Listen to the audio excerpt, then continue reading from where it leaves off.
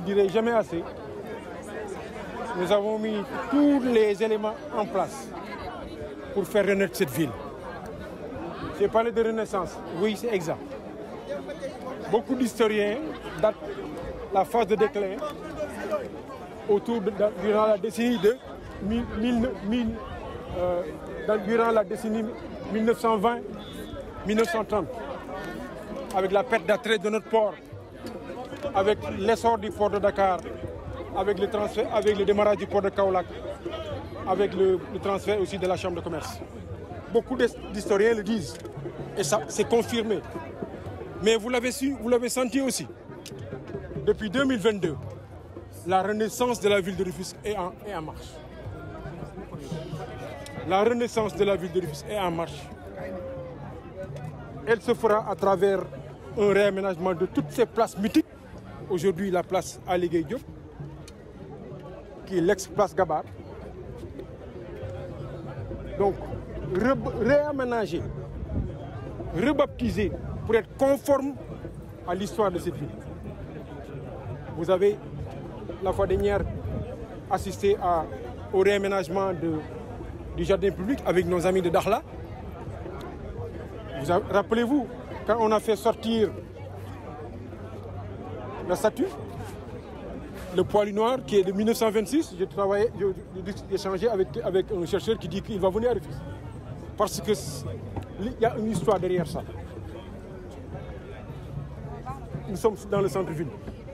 C'est l'identité, c'est le visage de la ville.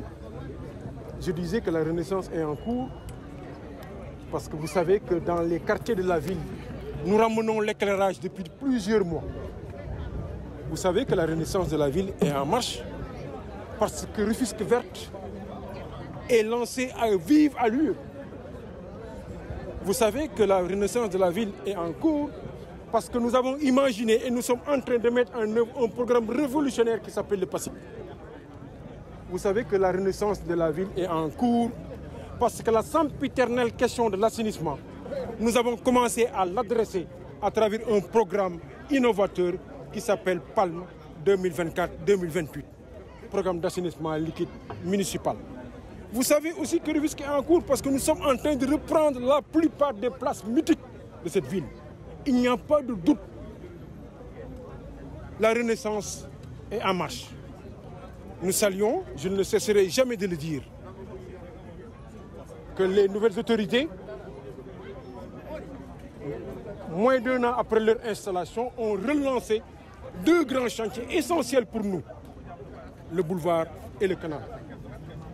Je disais tantôt aussi que nous sommes en train de préparer une convention révolutionnaire aussi avec la Sococim Industrie autour du développement durable de la ville de Rufisque. Ça va au-delà que de la simple RSE. Quand je vous confirme que la renaissance de Rufisque est en marche, vous avez tous les moyens pour le vérifier, pour le toucher du doigt. Je reviens encore une fois sur mes directeurs, sur le secrétaire général.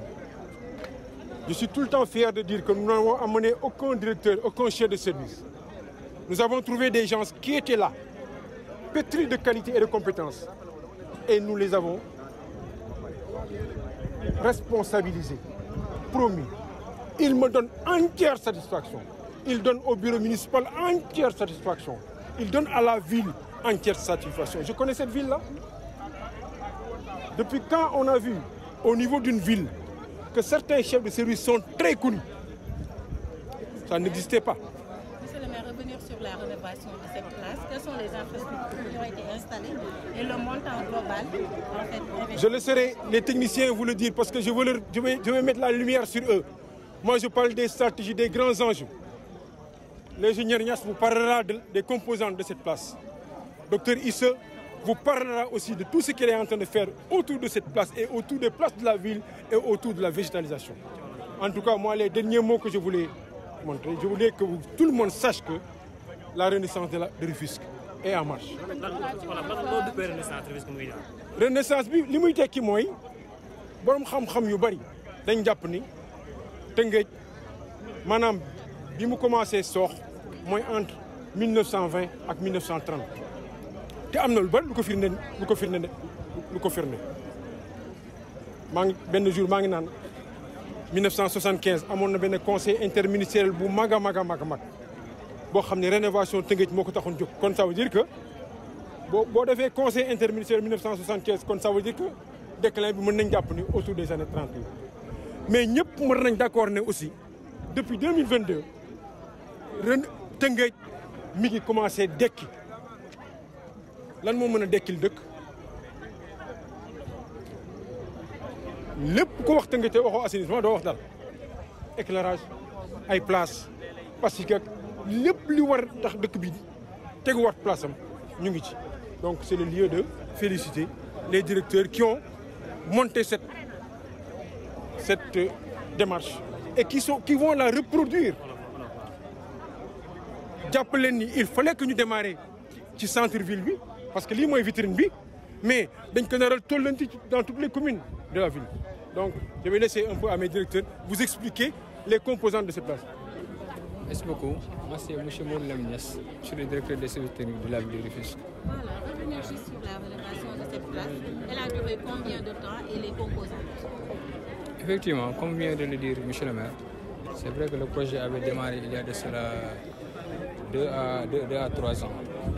Mais quand même, au fur du temps, on s'est rendu compte qu'effectivement, au début, on avait prévu un certain nombre de composantes dans le projet, mais qu'il fallait changer en tenant compte du patrimoine de la ville. C'est ainsi qu'effectivement, avec le devis initial, il y a quand même un montant qui a été prévu, mais tout ce montant n'a pas été utilisé. Donc au fur du temps, maintenant, on a procédé à quelques aménagements, de sorte que si nous devons évaluer en tout ce que le projet a coûté, ça pourrait tourner autour de 180 millions. Voilà, mais pour le suivi de cette place, bon, effectivement, c'est ça, vraiment, monsieur le maire venait tout juste de le dire. C'est vrai que nous avons embelli la place, nous avons installé un certain nombre de choses pour les enfants. Il y a un terrain de pétanque qui a été aménagé. Mais aujourd'hui, le défi, c'est vraiment l'entretien.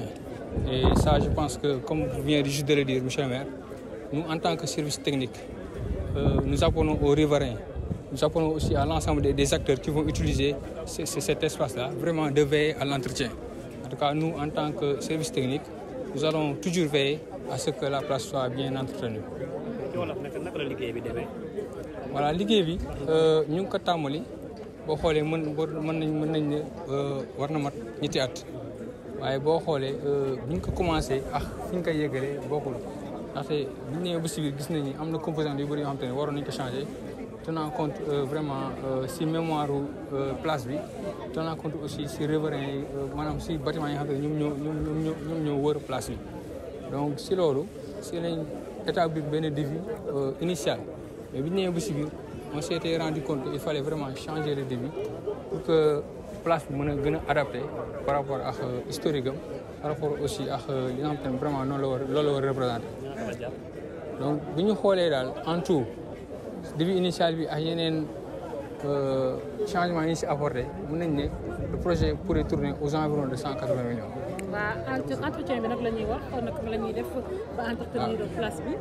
entretien bi aussi lu am solo la defe naa monsieur le maire mu ngi ko doon rappelé léegi mënoo defar lu mel nii ba pare bàyyi ko noonu mu yàqu donc ñun en tant que service dinañ si veiller di oo aussi les riverains di oo aussi usagers yi pour que vraiment ñu jàppale ñu si veiller si place bi pour que mu mën a pérenne. C'est Issa Touré, directrice de la planification et des compétences transférées de la ville de Rufisque.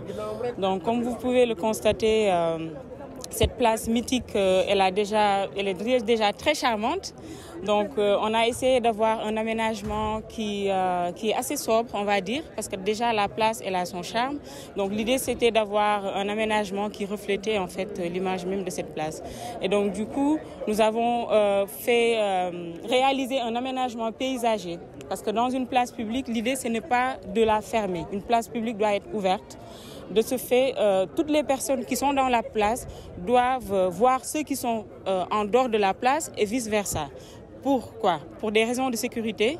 Et aussi, il y a aussi la dimension genre qu'on parle de plus en plus parce qu'on voit que des fois, les femmes ou les personnes vulnérables ont des problèmes des fois dans les espaces publics. Donc on a aussi joué sur l'éclairage, avoir un éclairage adapté qui a aussi comme principal objectif de renforcer la sécurité autour de cet espace. Il y a aussi des aspects liés aux enfants, aux plus petits, parce qu'on se rend compte que dans notre ville, les enfants les plus petits n'ont pas beaucoup d'espace de loisirs. Donc l'idée aussi était de permettre aux enfants de pouvoir avoir un espace, des espaces d'épanouissement. On a aussi essayé, on a aussi aménagé un espace de pétanque pour les sportifs, parce que c'était des personnes qui occupaient avant cet espace. Donc pour permettre une meilleure appropriation, on a voulu les faire revenir, d'autant plus que ce sont des personnes qui vont aussi garder, entre guillemets, l'espace, renforcer aussi la sécurité autour de cet espace. C'est Touré, directrice de la planification et des compétences transférées. Donc comme ni ma ko waxee rek, place bi jarul ñu ciy def lu bari parce que dafa am charme ba pare. C'est une place historique. Donc liñ ci def rek mooy def nañ ay grilles, parce que place publique ñi nekk ci biir dañu war a gis ñi nekk ci biti, ñi nekk ci biti gis ñi nekk ci biir pour des raisons de sécurité. Suñu jigéen ñi des fois pour ñu dugg ci place yi ci yenn heures yi da leen di diis torop, parce que des fois du am sécurité wala day nekk place bu fermée. Donc aussi de plus en plus dañuy wax espace inclusif, maanaam espace boo xam ne ñëpp dinañ ci gis seen bopp, xale yi, mag yi, personnes âgées yi, jigéen ñi, góor ñi, ñëpp gis ci seen bopp, sportif yi. Et puis place bi am plusieurs vocations. Tey jii espace bi ñu def nii mën nañ fi peut-être benn événement bu ndaw, pas bu mag mais bu ndaw bu amee, place bi peut-être mën na ko accueillir. Xale yi aussi mën nañ fi ñëw, ñiy def sport mën nañ fi ñëw, paa yi daan pétanque fii suñu papa yeeg yooyu mën nañ fi ñëw. Donc ñëpp mën nañ fi gis seen bopp. Loolu daal lañ ci jublu woon, def si aussi ay aménagements paysagers yoo xam ne du ko encombrer trop. Peut-être d'ici quelque temps garab yi dina jug ba rafetaay bi gën a génn. Def nañ si aussi grille yoo xam ne adapté naak place bi, peinture bi aussi naka noonu si wàllu patrimoine yooyu yëpp saytu nañ ko bu baax a baax, ak ay bancs yoo xam ne nit yi mën nañ fi toog.